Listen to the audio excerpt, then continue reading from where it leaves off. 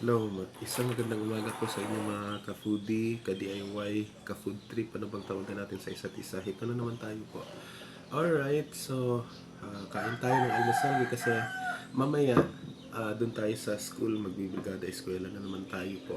Alright, ito po yung handa ko pong kakainin mamayang itong umaga together with my family, pero mauna lang po akong kakain kasi um, pa naman tayo, busy tayo ngayong araw.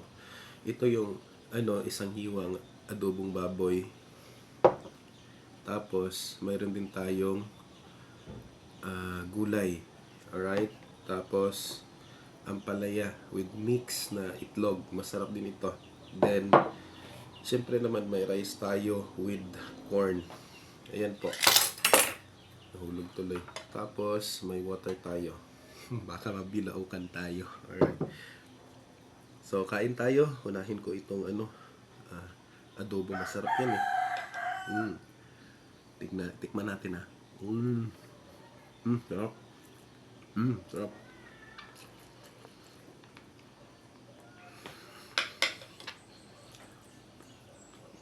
Kaya nung natin na hindi lang mo ang karne tayo. Alright? Ay, kalimutan ko pala. Don't talk if your mouth is full. Ganun. Para hindi tayo mabiloakan. Tikman natin itong gulay. Sarap to.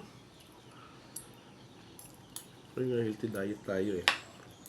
Tapos, lagyan ko lang ng kunting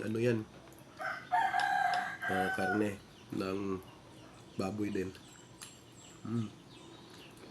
Sarap. Kain. Sarap po. Sarap talaga. May itlog.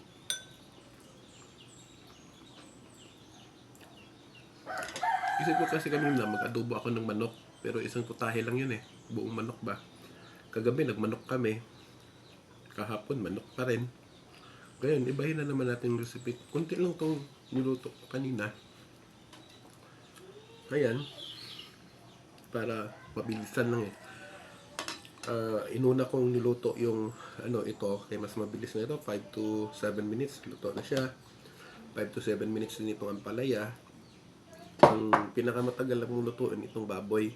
Alright? 5 to 10 minutes hanggang 15 minutes po siya. Alright? Nalulutuin. Pero gamit yung silane. Hindi ako gumamit ng ng kahoy kasi matagal doon. Dalawa yung ginamit ko, yung butin at saka yung silane. May kunti pa palang natira sa silane. Ayan. Para naman may lakas tayo mamaya sa Brigada Eskwela.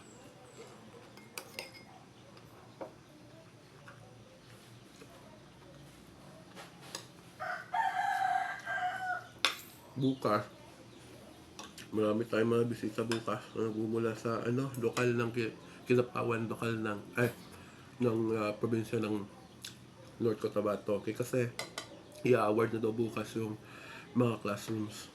Kaya ngayon, puspusan na preparasyon ang gagawin natin.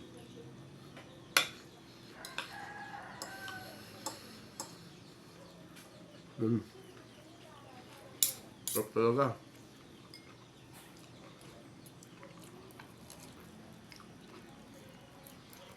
Rapsang rapsa. Huwag niyong kalimutan na mag-pray pala kasi itong lahat na ito ay nagmumula po sa Panginoong Diyos. Alright? Sarap. Sakam ako talaga dito sa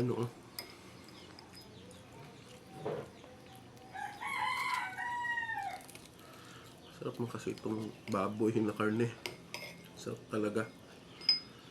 Mas masarap magluto sila dun sa kabila o kaysa dito sa Kung i-compare ko lang. Mas masarap talaga sila magluto. Pero mas masarap ako magluto. Mas nakakatipid ka kasi kung ikaw mismo magluto. Kaya hanggang tanghalian pa po yung pan mo. Inanda mo pagkain kinaumagahan. Pagkatanghalian, ayun, yun yung pangkain nung tanghali, ay saka pwede mo rin kainin paggabi pag may matitira pa. Nakakatipid ka pa. Pero kung nagmamadali ka, marami naman ditong mapagbebentahan ng mga ano ng mga pagkain. Ano sa malapit sa school. Pero mas masarap po yung doon sa may yung SM. Mura pa, masarap pa yung pagkain nila. Hindi ko gina-promote pero mura. Doon tayo, di ba? Nakakatipid. Sarap pa.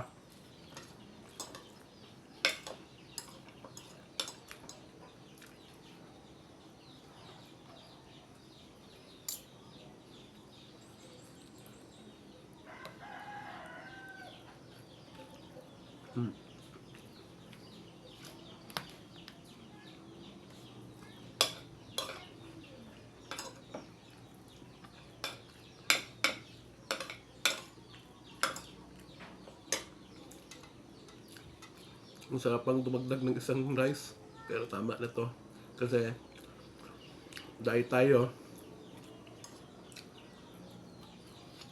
ayaw ko nang tumaba. Tama na itong pangatawan ko kasi nag-less ako ng ilang kilo.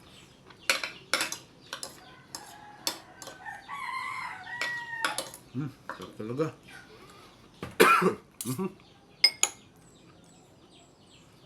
Sa pang itong tingin ko, sarap talaga.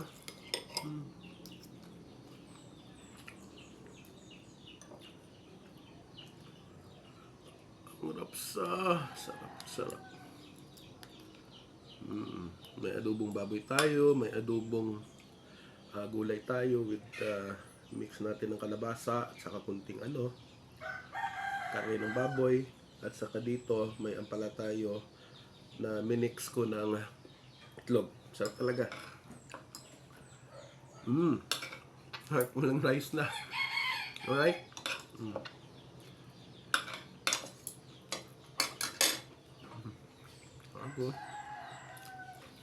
Tapos, huwag yung kalagtaan, uminom ng tubig. Right? Lalo pa kung umaga, wala pang laman natin tiyan, inom talaga tayo ng tubig para ma-detoxify yung nasa loob ng tiyan natin, para sa ganun may labas nga. Kaya sabi ng mga eksperto at sabi ng mga doktor, drink water every day with 8 glasses. Ayun po yun. Magpatibay kasi itong water Huwag yung mga soft drinks. Okay? Huwag yung mga energy drink. Huwag din yung mga na inuming nakakalasing. Yan. Ito water lang. Plenty of water.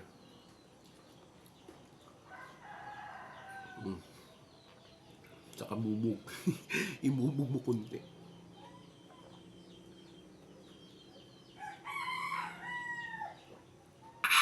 Sarap. Alright, sige. Hanggang sa muli, mga ka-food trip, ka-DIY, idol nyo sa kusina, ano bang tawagan natin sa isa't isa? Kaibigan, kapatid. Alright? Kapamilya, kapuso, ayun, binanggit ko na lahat. Hanggang sa muli, nating pagkikita, bukas na naman, abangan nyo Don't forget to subscribe my channel, YouTube, Instagram, WhatsApp, TikTok, at iba pang mga platform ko. Pero may ginagawa akong website abangan nyo yun. Alright. God bless everyone and thank God for this wonderful day, because we are not suffering heavy rain. Okay? There have no rain around. Alright? Basta ito lang ang mapapayo ko sa inyo. Ingat tayo palagi. Always magdasal. At kung nadarpa tayo, bangon tayo ulit. Positibo sa buhay at mananaw. Ito lang ang nag-iisa nyong ka-DIY, idol nyo sa kusina, ano bang tawagan natin sa isa't isa? Erwinski or Erwin Pugi. Bye-bye. God bless you all.